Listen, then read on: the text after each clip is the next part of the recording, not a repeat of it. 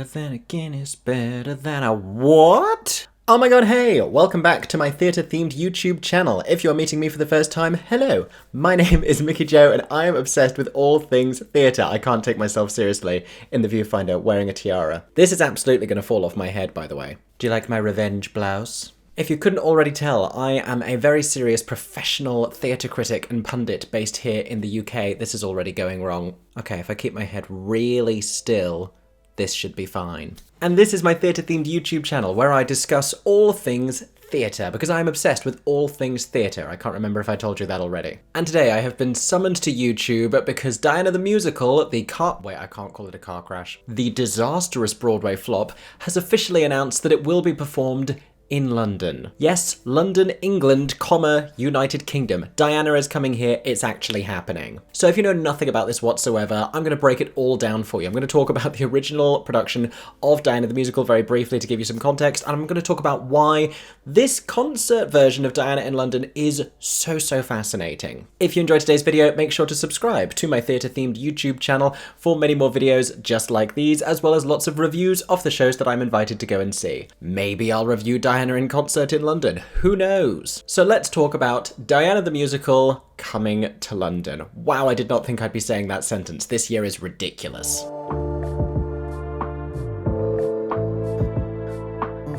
Okay, so some context on this.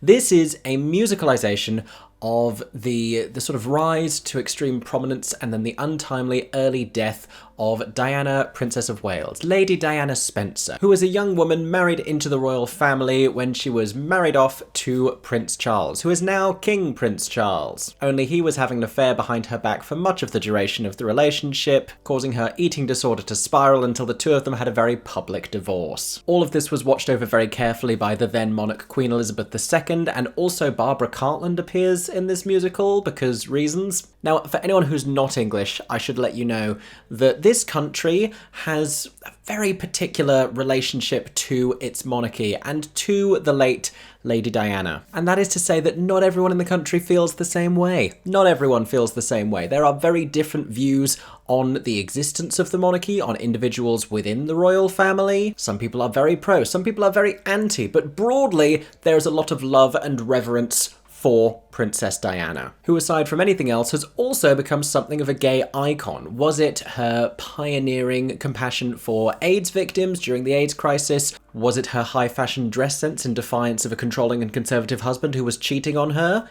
You know, it was probably both. But the British theatre industry would have never hoped to make any kind of a musical version of Diana's story on this kind of a scale. Yes, there have been smaller fringe things. Shout out to the brilliant and wonderfully bizarre theatre maker Linus Karp, who has been touring his solo show, Diana, the Untrue and Untold Story. It's also going to the Edinburgh Fringe this summer. If you spend too much time on the internet and or are queer, you're gonna love it. It's basically Diana's story as told through Twitter memes. But nothing like legitimate or big or commercial was ever going to come out of this because there is just too much reverence for Diana. Even in the more recent seasons of The Crown, where they have begun to depict the more turbulent years of their marriage and of her life, there has been a lot of pushback against this from the British media and from many of the British public. So when Diana the Musical was announced, people over here were not necessarily broadly thrilled about it. But just like we have recently had a musical version of the life of Silvio Berlusconi, the recently dead Italian leader, Diana the Musical was happening in a different country, and I feel like the American perspective on all of this is a little bit different. There is probably also a variety of feelings over there, but it's not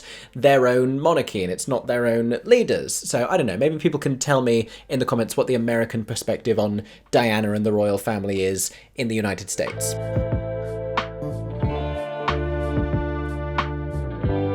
In any case, Diana the Musical happened. It had an out-of-town tryout, and then it went to Broadway, where it was in previews in March of 2020, which at this point is a month and a year that is burned into everyone's minds, because of course, that was the year that the world ended and Broadway shut down. So the show never got to open. They were in previews. I think they started previews on something like the 2nd of March, or very early in the beginning of the month. And they were one of a few musicals that was about to open when the pandemic forced Broadway to close. The show would eventually reopen after the pandemic, where, due to broadly negative reviews, it only had a very short run, I think just about 2 months before the production closed. But by this point, it had already gained notoriety, because during the pandemic, even though the show couldn't open, they decided to bring the cast into the theatre, and without an audience present, and with social distancing and safety measures in place, they filmed a professional recording for Netflix. A decision which I think has enduring pros and cons. At the time, people thought it was just a bad idea, and when this came out and everyone collectively hate-watched it round the globe, and it got nominated for Razzie Awards, and won the Worst Picture Award at the Razzies, the first time that has ever been won by a musical pro shot, which, you know, that's an achievement. And the recording got devoured by the critics, setting it up for inevitable failure when the production itself actually opened on Broadway. A lot of people said this was just a terrible idea, why would they do this? And I watched it, and I guess I had an initial similar reaction, but it did not take very long for me to start to change my mind about it just a little bit. Even in those few Diana videos I made on my channel, you can watch, when I first react to the cast recording, I'm like, oh, what am I listening to? And then having watched it, I'm like, you know what? I'm starting to not hate it. And in the months that have passed, I have decided that Diana the Musical is right up there with guilty pleasures for me. I started re-listening to it ironically, I put it on my running playlist, and then I started to listen to it unironically. Pretty, pretty girl in a pretty, pretty dress. Pretty, pretty girl in a pretty, pretty dress. And I'm not here to tell you it's Sondheim, or that it's lyrically genius, or that it ought to have won any Tony Awards, but I think it is good quality camp fun. And if you haven't watched the Netflix recording, I implore you to. The costume changes, the performances, some of the ridiculousness of the lyrics and the dialogue. It is on occasion just beautifully bizarre, and many parts of it are more than a little bit stupid, but I'm not about to sit here and let you all act like everything you enjoy on the internet, musical theatre-wise, is always sophisticated and intelligent. Looking at Star Kid musicals, looking at things like Operation Mincemeat, there are a great many things that have a lot of intelligence about them, but also have some brilliantly wonderful stupid moments. There's some camp shows that we all love. Phantom of the Opera and Diana the Musical exist in a very similar part of my brain, honestly. They are both high camp silliness that I enjoy for their drama and their lavishness and their ridiculousness, honestly. But I've digressed several times away from the point I was initially making. The point is that this show has grown on me, and I think it's grown on a great many people, a great many theatre fans in the UK. Specifically, I'm talking about the gay ones, but that's still a decent demographic. In any case, I have now come to the conclusion that recording the show for Netflix will, by the end of all of this, have turned out to be a good thing because it has brought the show into a British consciousness. And without that, this wouldn't be happening, because this morning it was announced that Diana the Musical would be making its UK premiere at the Eventim Apollo Theatre in a one-night-only concert in December of this year. And there are so many details to unpack about this, so let's discuss it.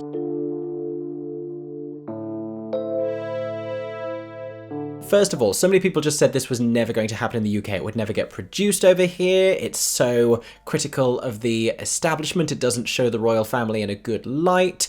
It has Diana on stage, and, you know, it has these silly, insincere, and campy moments. But I think the British theatre-going public can handle that. I don't think everything royal needs to be only written by the same one writer, Peter Morgan, who has written The Crown, who wrote The Audience for the West End stage. I think we can handle depictions of the royal family that are occasionally a little bit sillier. You have things like Spitting Image happening with comedy puppets making fun of the royal family. You have The Windsors, this parody TV show that's a comedy version of the royal family. In fact, as we were coming out of lockdown, The Windsors was produced in a live stage version that depicted Diana very briefly and featured Camilla Parker Bowles singing a villain song about Diana. Fun fact, that got cut from the show ultimately, which is a shame because it was hilarious. The point is, the naysayers were wrong. It is coming to the UK. Lambert Jackson Productions are bringing it over. They produce a lot of concerts here in the UK, and this one is going to be at the Eventim Apollo.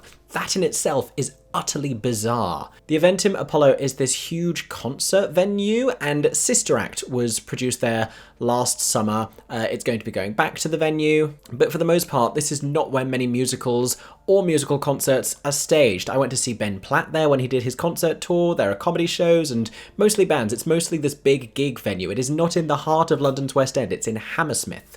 That is a decent journey out on the Underground line. From a New York perspective, this wouldn't be quite Brooklyn, I don't think, but it would be considerably downtown. Now, both the location of this venue and its size are slightly strange because it's not like this is a huge show that's going to be so in demand. So what would lead these producers, who have previously produced at venues like the London Palladium, to go all the way to Hammersmith? Well, there's a simple explanation.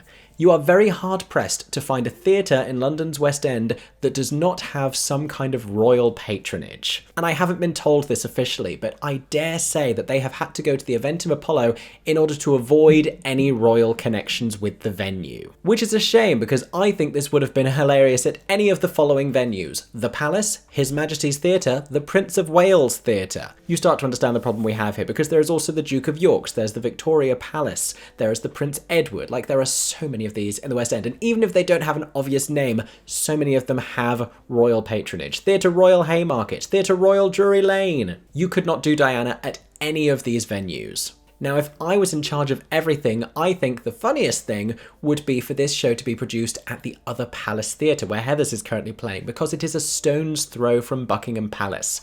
But I'm controversial like that. So it's going to be at the Eventim Apollo, just to kind of keep it out of the way.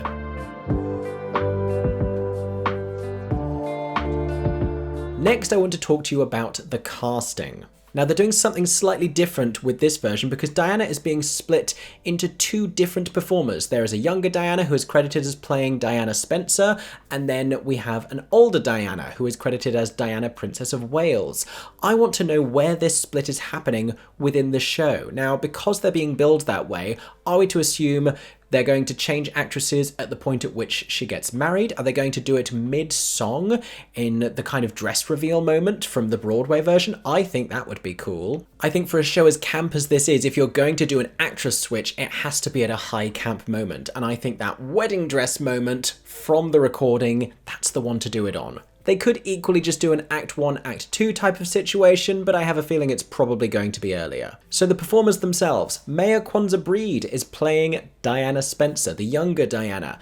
And you may know Maiya as one of the original West End 6 queens. She played Catherine Parr in the West End cast of 6. Since then, she's performed as Mimi in the Hope Mills revival of Rent. I recently saw her in Head Over Heels. She has a fantastic voice. And I guess this will also make her the first performer of colour to get to play the role of Diana. Diana, Princess of Wales, meanwhile, will be played by West End royalty Kerry Ellis. Kerry was the first British actress to play the role of Elphaba in the UK when she replaced original star Idina Menzel. She's also played Elphaba on Broadway, and she's one of the biggest known musical theatre names in the West End. She's previously starred in My Fair Lady and Les Miserables, and her breakout role was as Meat in the original West End cast of We Will Rock You. She's done Chess, she's done Wonderland. She recently had this big career comeback in Anything Goes, playing Reno Sweeney.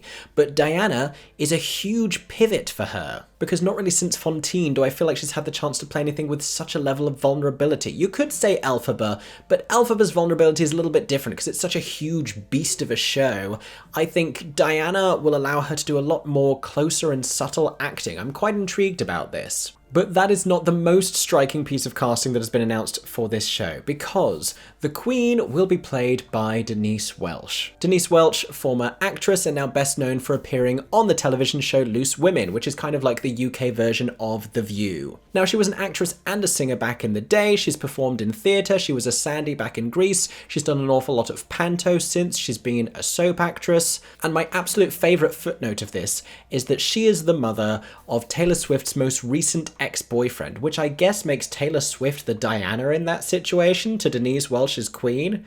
God, that's worth thinking about. Now, it isn't confirmed whether or not she will be playing the dual roles of the Queen and Barbara Cartland, because that's how it was done in the original production, but given that they've already split Diana into 2 different tracks, they could very feasibly do the same with Judy Kaye's original track from the Broadway production. It's a big house to sell, the Eventim. They're going to want as many star names in this as possible to sell as many tickets as possible, so it wouldn't surprise me if they find another star to bring in as Barbara Cartland. Bring in a drag queen. Bring in Bag of Chips from Drag Race UK. I was told privately to expect something very camp with the casting of the Queen, and I kind of thought a drag queen was the direction they were going in, but Denise Welch, honestly, an equally camp answer. But so far, that is everything we know about Diana in concert.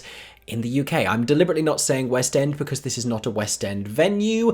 Do I think that this could lead to some kind of a West End run? I mean, I really wouldn't bet on it, but I also wouldn't have had this on my bingo card for 2023, so it just goes to show you that I don't know anything. Like I said, it would not be the first show in the West End to treat the monarchy with anything other than an absolute reverence, but Diana is this different subject. I really don't know how UK audiences are going to react to this one. And while on Broadway, it found an absolutely devoted fan base of people who honestly just loved the show and wanted to support it while still being aware that it wasn't the most intelligent thing ever created. For the most part, I don't think there are that many voices that are pro Diana the Musical in the UK. Maybe they will change their minds when they see this concert. My one reluctance is that concerts like these tend to be very thinly staged, and so much of what made the Diana recording great was all of the costuming and all of the costume reveals and the costume changes. And when you have a concert version that just strips all of that back and we are just focusing on the score, you really notice the material. And that is not necessarily where Diana's greatest strength is. I enjoy the songs, like I said, guilty pleasure. I listen to it unironically. I'm going to be bopping along with a cocktail. But I also have concerns about how it's going to be received. We'll have to wait and see. We will wait until December. In the meantime, I eagerly await more casting. Who will be Camilla? Who will be Prince Charles? I need to know all of this, and I have ideas. If anyone involved wants to contact me privately, we can discuss. Let me know your thoughts about all of this, of course, in the comments section down below. What do you think about Diana the Musical? Are you from the US? Are you from the UK? Are you planning on going to see it? Let me know. Let's plan a group trip. Let's make that happen. Thank you so much for watching today's video. I hope you have enjoyed. If you did, make sure to subscribe to my theatre-themed YouTube channel, where I will be discussing more topics just like this, or maybe a little bit more serious. There are also the reviews I make about shows, there are vlogs of me going to the theatre. Check it all out, make sure to subscribe. I hope that everyone is staying safe and that you have a stagey day. For 10 more seconds, I'm Mickey Joe Theatre. Oh my god, hey, thanks for watching, have a stagey day. Subscribe!